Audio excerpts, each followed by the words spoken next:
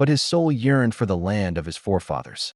One cold morning, Nehemiah's brother Hanani arrived, with some men from Judah. Nehemiah welcomed them eagerly, his heart pounding with anticipation and worry. He embraced his brother and led them into a quiet chamber. "How are the people? How is the city of Jerusalem?" Nehemiah asked. Hanani's face dropped.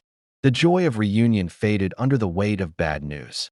"The survivors in Jerusalem are in great trouble and disgrace," Hanani replied solemnly. "The wall of Jerusalem is broken down, and its gates have been burned with fire. The city lies in ruin." The words struck Nehemiah like a blade to the chest. His legs gave way, and he sat down, overwhelmed. The thought of God's holy city, once strong and proud, lying in ashes was unbearable. It was not just stones and gates that were broken. The identity and security of God's people were shattered. For days, Nehemiah mourned. He wept in silence. He fasted. He refused fine food and wine, despite his position in the royal court. But most of all, he prayed. His prayers were long, earnest, and filled with confession and pleading.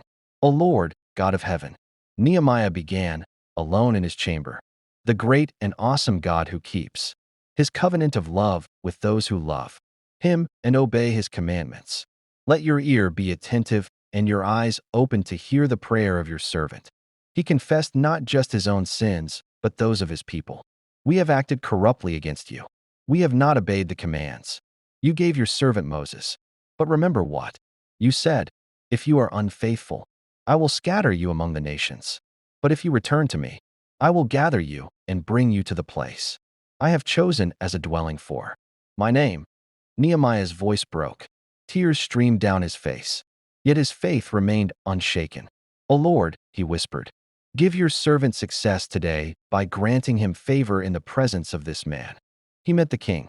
Though Nehemiah was deeply troubled, he hid it well in the king's presence, until one fateful day. He stood before Artaxerxes with the golden goblet of wine, as he always did.